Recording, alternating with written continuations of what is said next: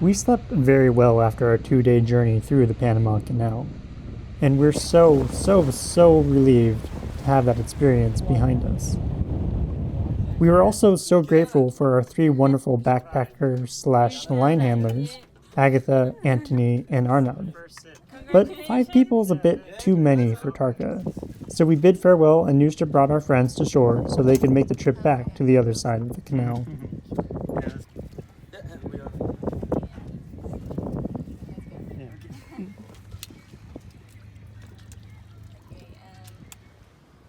We also had to return the lines and fenders that we rented, which are being picked up by the same guy we rented them from. I still can't get over how giant these fenders were, and I'm so happy we're not carrying them around with us any longer. This is the only dinghy dock for the entire anchorage, and there's nowhere to beach a dinghy, so this dock can get pretty crowded. Other than a reprovisioning trip to the American-style super mall in town, we didn't want to spend much time around this anchorage. For one, the water quality here isn't very good. I don't think it so much has to do with our proximity to Panama City than it does the fact that it's the rainy season, and there's a lot of runoff and particulate matter from the rivers and streams around here, not to mention all that water coming out of the Panama Canal. Some fish actually thrive in these conditions though, and visibility isn't necessarily an indicator of an unhealthy habitat. Our friend, the long-spined porcupine fish, a common puffer that we see a lot of, seems to really love munching on the mollusks and other critters on the dinghy dock and the bottom of our boat. But we really wanted to explore our newfound ocean. So after one last trip to shore to stock up on some fresh water, we were heading back to Tarka, ready for some new adventures. We have decided to set sail to the nearby Las Perlas Islands. They are mostly uninhabited tropical gems just 50 nautical miles from the coast. They're also the first and last stop for boats heading to the Marquesas. Well, unless you're stopping in the Galapagos. So the next morning, it was anchors up at dawn to make sure we had plenty of time to get to the islands before dark. We don't have any experience with the winds in this area, and they can be pretty variable this time of year. In fact, we're sitting right underneath the Intertropical Convergence Zone, or ITCZ, so the weather can be pretty unstable or just dead calm. This is also the same weather phenomena responsible for the doldrums. Fortunately though, this morning we were able to get the sails up and full of wind.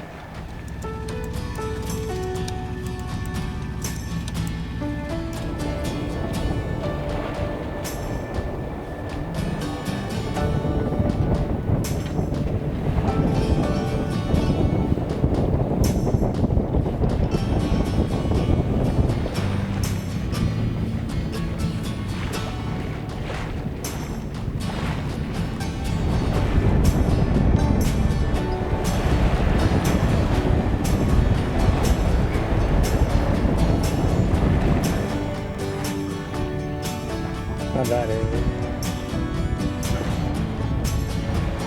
These are actually just about the most perfect sailing conditions that we could ask for. No waves, and just a nice breeze pushing us along at a good clip. We let the electronic tiller pilot do the driving today, as we didn't want to fiddle with the wind vane and the changing winds that we expect to encounter throughout the day. But we did have to keep an eye out for logs and branches that get washed out from the rainforest during the heavy rains. In fact, we actually hit a tree-sized log that brought us to a dead stop. It happened so quick that we didn't get it on camera, but there was no real damage other than a small dent to the bow. Other than that little bump in the road, the sailing was going pretty well, and we just enjoyed what were probably some of the best sailing conditions we've had on Tarka in a long time.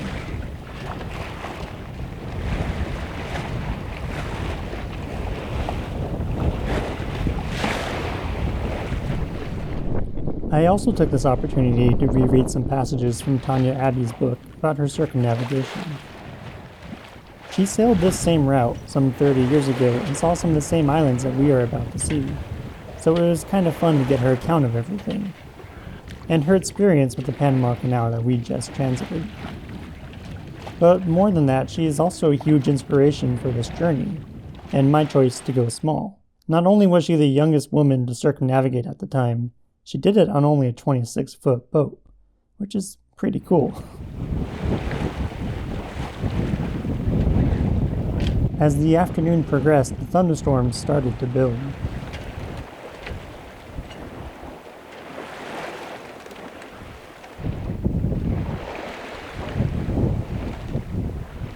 Meanwhile, to starboard, things looked downright nice.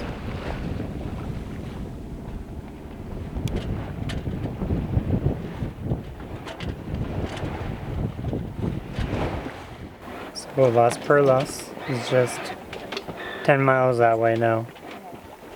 But we're only doing about 3 knots.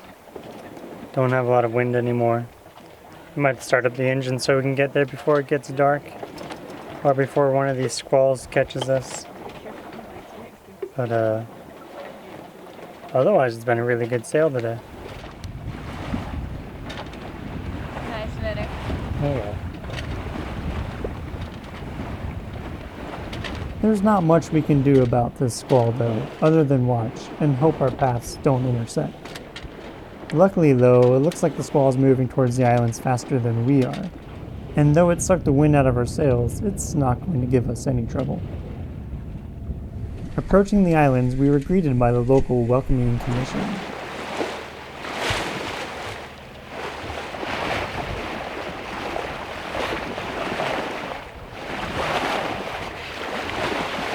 Since we were just motoring at 4 knots, I don't think they really found Tarka to be a worthy playmate.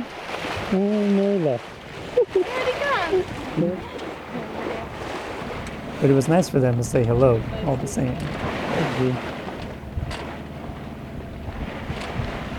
Oh, they're back there. Huh? They're back there.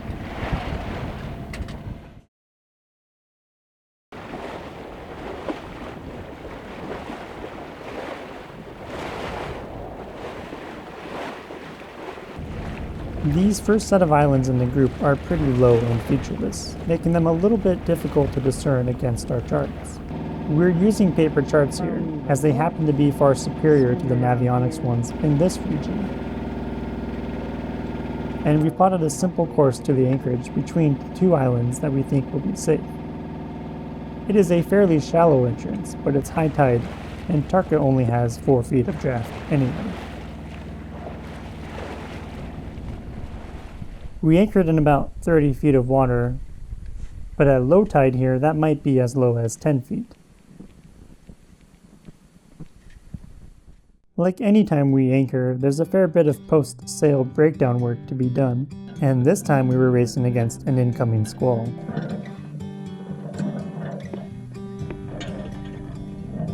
You can sometimes tell when a squall is packing a punch, or if it's just going to be wet, by how the rain looks when it's coming out of it. And it looks like this one just has the rain coming straight down. So we prepared to get wet, but we weren't too worried about our anchor.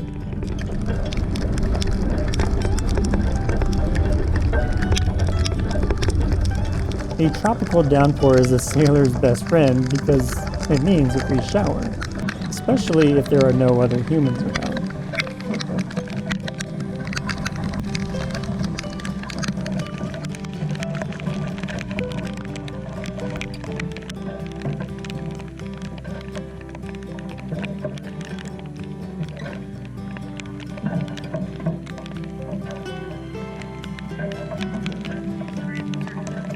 And with the shower gone, we were just left with the perfect little rainbow.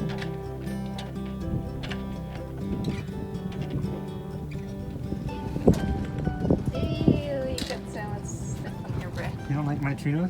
Tuna fish though. Gross. It doesn't look That eatable. looks delicious. No. Oh my god, it looks so good.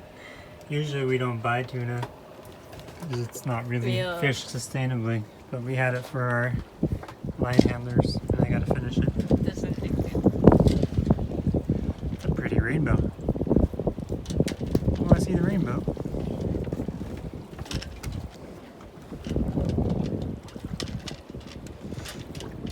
Oh, double rainbow all the way across the sky. Well, not quite.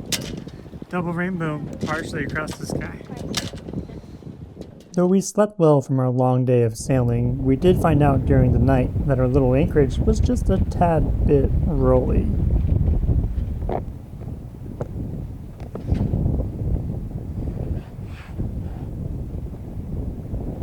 To address the rolling, we need to get Tarka pointed into the waves, but the wind wants to have her pointed across the waves. This is one of those situations in which adding a stern anchor is helpful.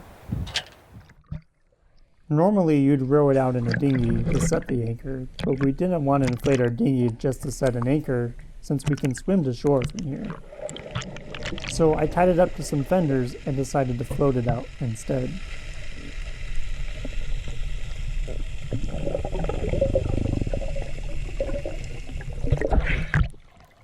To be honest, this is pretty awkward and potentially a dangerous way to do this.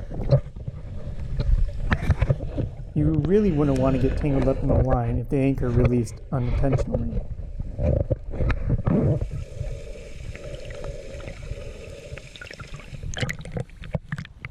But it worked out well for what we needed. And for the most part, we got Tarka pointed in the right direction. With all that hard work done for the day, it was now time to go explore our little island, which we of course just swam to.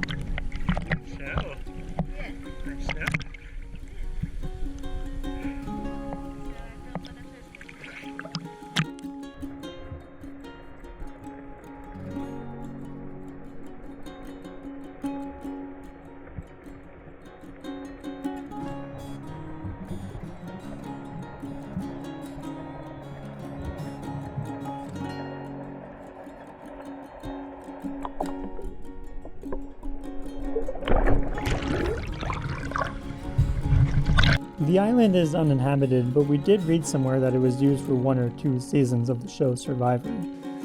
And someone has tied up a little swing on the beach for us to play on.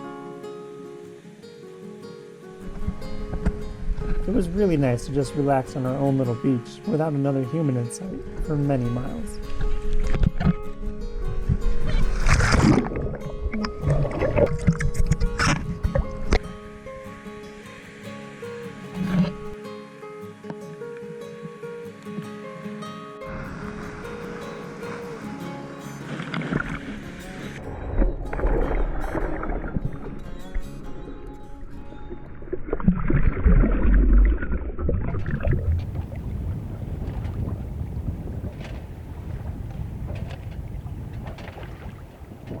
Evening came with a squall threatening to test our anchor's hold in the sand, and our stern anchor's ability marked by a fender to keep us pointed into the swell.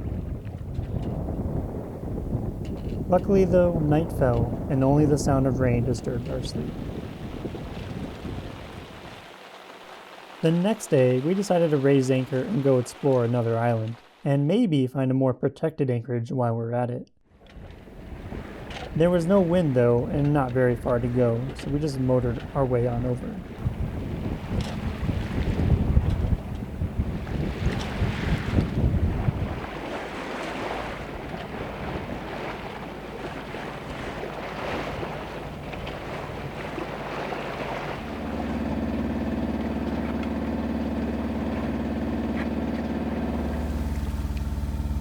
It's high tide again, which makes the shoals and rocks just beneath the surface extra dangerous, so we proceeded quite slowly. We're gonna get into this narrow gap. You got 2 waypoints set up here. Guide us through. I trust the waypoints that I grabbed out of our paper charts, but Nushta kept an eye out on the bow, just in case. See anything? No rocks. No rocks. Fortunately, we didn't hit any rocks, and we were soon anchored, yet again, in our own little piece of paradise.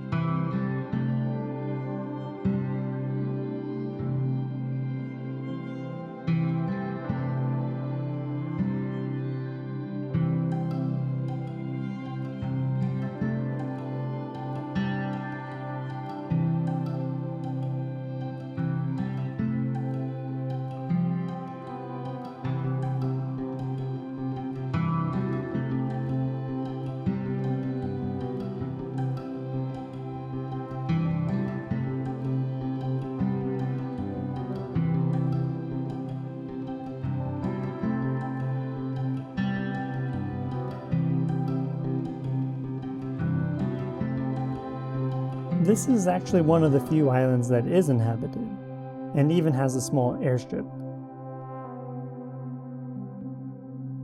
All this visible land are islands in the Las Perlas chain, and a few of them are quite big.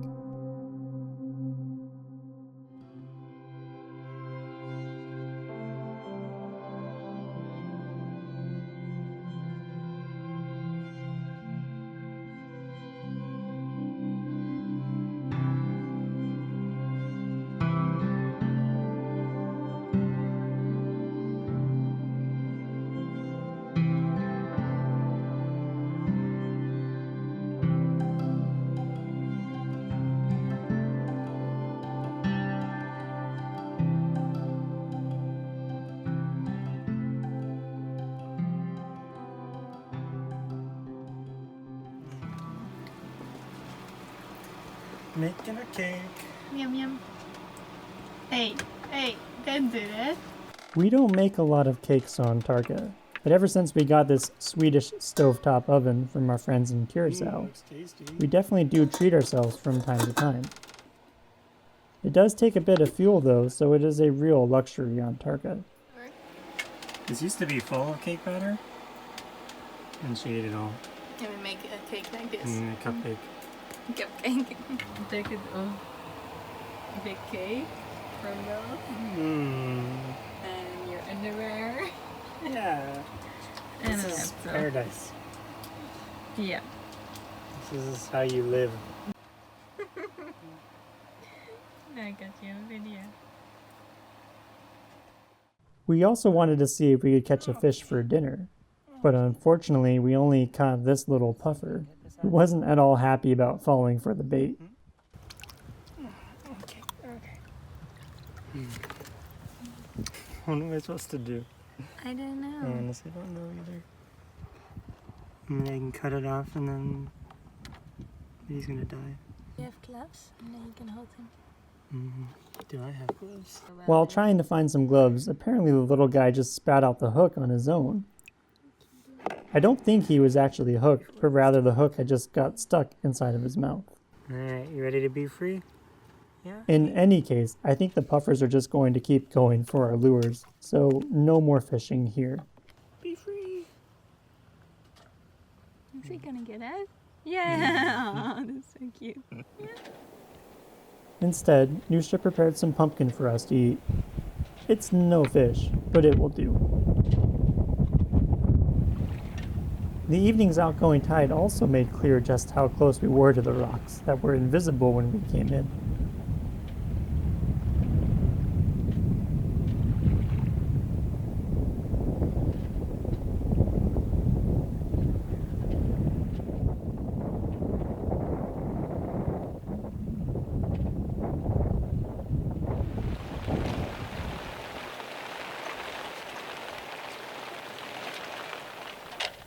The pitter-patter of rain greeted us the next morning, and we were roused to a dead calm.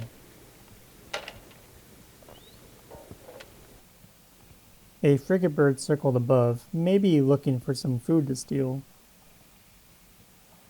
Pelicans fly from one rock to another, hugging the water probably so their wings have to do less work. And there are even some humans to be seen in the distance, as a fishing trawler tows another. I really like quiet moments like these.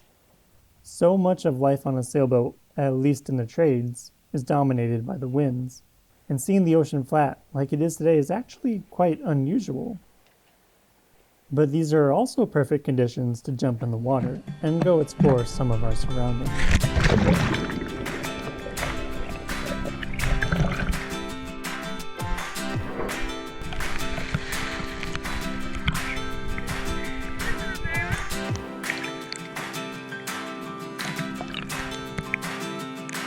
We first made a stop at what we're calling the Pelican Rocks. We scoped it out on the drone footage as a potential snorkel spot. However, the visibility here just isn't that good. I think this whole region suffers from low visibility, especially in the rainy season. And all that particulate matter is just generally not conducive for good coral growth. So although we saw a few fish that we chased around, We instead set our eyes on the nearby beach to just relax instead.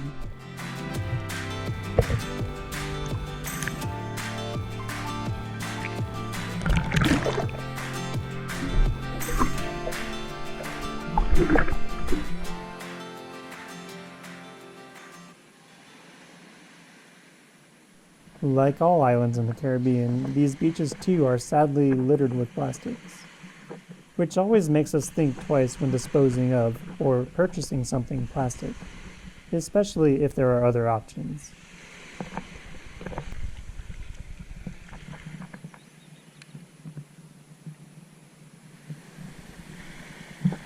Spiky? Let's sit here.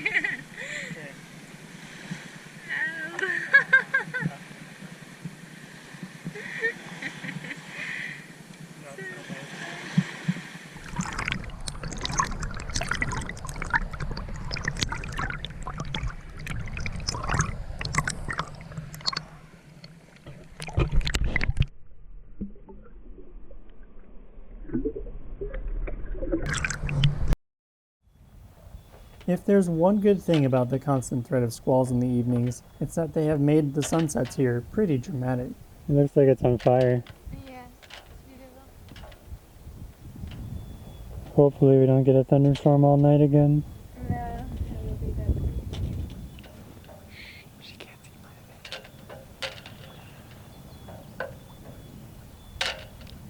Night. Me too. I'm smiling. As the sun set and night began to fall, we made some popcorn and settled down to watch a marathon of Tarka episodes. Nushta hasn't seen all the old ones from before she came aboard. And well, there's one other reason we're watching these tonight. But more on that next time. This time on The Adventures of Tarka. Next time on The Adventures of Tarka. We set course back to Panama City. And finally run out of luck with dodging those squalls. Nushta says farewell to Tarka. And I fight to save the boat in the worst storm I've gone through to date.